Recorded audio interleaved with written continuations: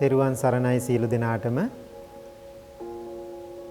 වසර කීපයකට එහාදී දවසක මට ආරාධනාවක් ලැබුණා එක්තරා රෝහලකින්. ඒ රෝහලක නිවාසිකව සිටින දරු ප්‍රසූතිය සඳහා සූදානම් වන මෑණි කෙනෙකුට පිරිත් සජ්ජායනා කරන්න. ඇමරිකාවේ ඉඳන් මං ලංකාවට ඇවිල්ලා ඉන්න අවස්ථාවක තමයි ඒ අවස්ථාව මට උදා වුණේ.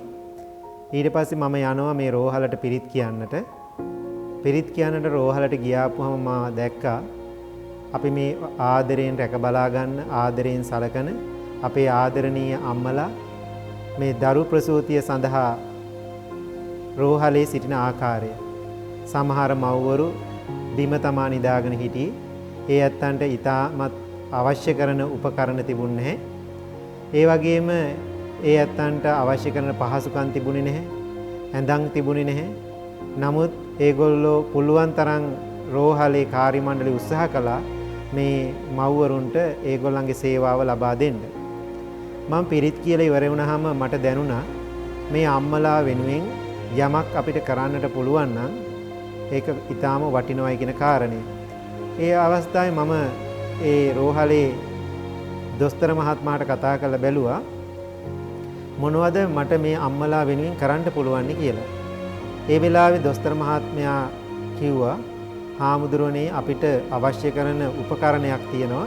ඒ උපකරණය මේ අම්මලාට ලබා දෙන්න පුළුවන් නම් ඊටාම වටිනවයි කියන කාරණේ. මං ඒ වෙලාවේ හිතුවේ මට ඕනේ මේ අම්මලාට පහසුව ලබා දෙන්න, ඇඳක් ලබා දෙන්න, කෑම බීම ලබා දෙන්න. යන්නේ ඒ වගේ හැඟීමක් තමයි මගේ හිතේ ඇති වුණේ. නමුත් දොස්තර මහත්මයා කිව්වා හාමුදුරනේ මේ දරුවෝ හම්බෙන්න වාට්ටුවට අපිට ඉන්කියුබේටර් යන්ත්‍රයක්. කියන්නේ දරුවෝ අඩු මාසෙන් හම්බ වෙනවා.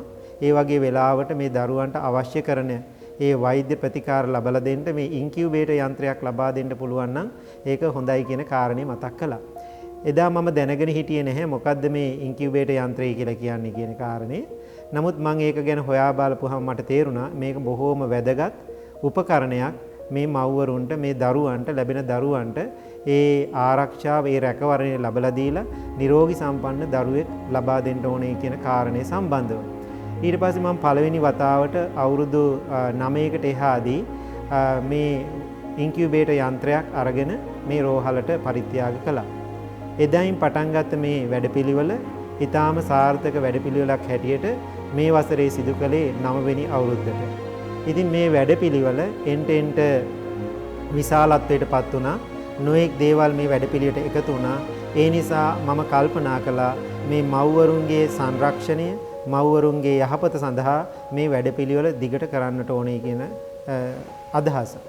එහෙම අදහසක් ඇති වුණාට පස්සේ මම දිගින් දිගට කල්පනා කරනකොට මට දැනුණ කාරණයක් තමයි අපි හැම කෙනෙකුටම අම්මා කෙනෙක් ඉන්නවා. ඒ වගේම අපි හැම කෙනෙක්ම රෝහලක නැත්තම් ගෙදරක තමන්ගේ අම්මත් එක්ක තමා කවදා හරි තැනක කොහේ හරි තැනක බිහි වෙන්න ඇත්තේ. අපි දැන් වසර 40ක් විතර එහාට ගියාපුවාම අපි දන්නේ නැහැ අපේ අම්මලා මොනතරම් කැපකිරීමක් දරු ප්‍රසූතිය සඳහා සූදානම් වුණාද, දරු ප්‍රසූතිය සඳහා අපේ අම්මලා මොන කැපකිරීමක් කරාද කියන කාරණේ අපි කවුරුත් දන්නේ නැහැ. අපි අහලා තියෙන කරුණු අනුව තමයි අපි මේ ජීවත් වෙන්නේ. දැන් අපි මේ ඉන්නේ 21 වෙනි සියවසේ.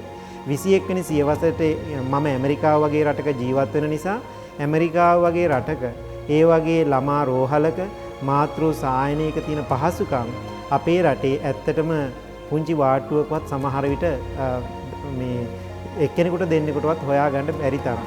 ඉතින් මට ඒ දේවල් දැක්ක නිසා ලෝකයේ තියෙන පහසුකම් දැක්ක නිසා මට හිතුණා අපේ අම්මලා ඉන්නේ බොහෝම අසරණ යහපත් දේවල් අඩු මානසික මට්ටමක තමයි ඒ ඇත්තෝ ගත කරන්නේ. ඒ නිසා මේ අම්මලාට සේවයක් කරන්න ඕනේ කියන හැඟීම මට ඇති වුණා. මම හිතන විදිහට අම්මා කෙනෙක් කියලා කියන්නේ ලෝකයක්. ලෝකය කියලා කියන්නේ අම්මා. ඒ නිසා මේ ලෝකයට දරුවෙක් ලබා දෙන්නේ සම්පූර්ණයෙන්ම ඇගේ ජීවිතය, ඇගේ ශරීරය, ඇගේ මනස මේ සියලු දෙයක්ම ඈ කැප කරනවා මේ දරු ප්‍රසූතිය සඳහා ලබා දෙන්නේ. දරුවෙක් ලෝකෙට ඉපදුනාට පස්සේ ඇය මුළු ජීවිතේම කැප කරන්නේ මේ දරුවා රැක බලා ගන්න, උස්මහත් කර ගන්න. ඒක සමහර විට මේ පිරිමි වෙන අපිට මං හිතන්නේ වැටහෙනවා ඇති කියලා.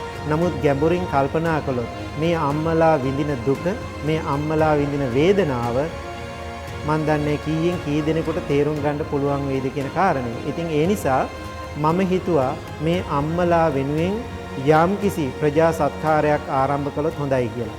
ඉතින් සමහර වෙලාවට මට මතකයි සමහර වෛද්‍ය සේවිකාවන් මට ඇවිල්ලා නර්සස්ලා ඇවිල්ලා මට කියලා තියෙනවා අනේ හාමුදුරනේ ඔබ වහන්සේවත් දන්නේ නැහැ මේ ඉන්කියුබේටර් වගේ යන්ත්‍රයක් පූජා කරලා ජීවිත කීයක් ඔබ වහන්සේ බේරලා තියනවාද කියන සිද්ධිය එයා නර්ස්ලා සමහර විට අඬලා මට මතක් කරලා තියෙනවා. ඒ නිසා මම කල්පනා කළා මේ වැඩපිළිවෙල දිගට සිද්ධ කරන්නට ඕනේ කියලා. ඒ නිසා මම ඉන්කියුබේටර් යන්ත්‍රය පූජා කරනවා වගේම පරිත්‍යාග කරනවා වගේම වසරකට වරක් මව්වරු 200ත් 300ත් අතර ප්‍රමාණයක් අපේ විහාරස්ථානයේ ගෙන්නලා මේ අම්මලා වෙනුවෙන් වැඩමුළුවක් පවත්වනවා. මොකද මේ අම්මලාට අවශ්‍ය උපකරණ දුන්නට මදි මම කල්පනා කළා මේ මව්වරුන්ට යම්කිසි මානසික සැනසෙල්ලක් ඒ කාලය තුල තියෙන්න ඕනේ කියලා. මේ අම්මලා ආදරයෙන් මෛත්‍රියෙන් රැක බලා ගත්තොත් මේ අම්මලා හොඳ දරු ප්‍රසූතියක් ලෝකෙට ඇති කරයි කියලා මම විශ්වාස කරනවා.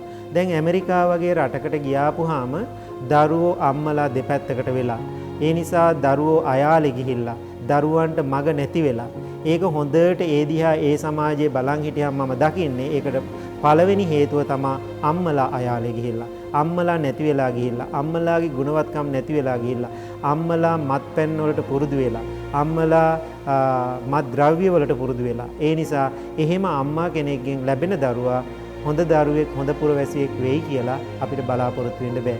ඒ නිසා මා දකිනවා ලංකාවත් එක්තරා මට්ටමකින් පිරිහීගෙන යන යුගයක අපිට පුළුවන් නම් යම්කිසි උදව්වක් මේ සඳහා කරන්න මේ අම්මලාට කියලා දෙන්න පුළුවන් නම් අම්මා කෙනෙක්ගේ වටිනාකම අම්මා කෙනෙකුට කරන්න පුළුවන් මහා සේවය ලෝකයට මේ දරුවෙක් ලෝකයට හදලා නිරෝගී සම්පන්න ගුණ සම්පන්න ආචාර සම්පන්න හැදියාවක් තියෙන දරුවෙක් ලෝකයට බිහි කරන්න නම් ඒ අම්මා හොඳ මානසික මට්ටමක තියන්න ඕනේ කියලා මම කල්පනා කරනවා. ඒ නිසා හැම වසරකම අපි මේ අම්මලා 300කට වැඩි ප්‍රමාණයක් අපේ විහාරස්ථානයට ගෙන්නලා මේ අම්මා කෙනෙක් මේ වටිනාකම අම්මා කෙනෙක්ගේ තියෙන පූජනීයත්වය තාත්තත් ගෙන්නලා ඒ අම්මටයි තාත්තටයි අපි පුරුදු කරනවා කියලා දෙනවා භාවනා කරනවා.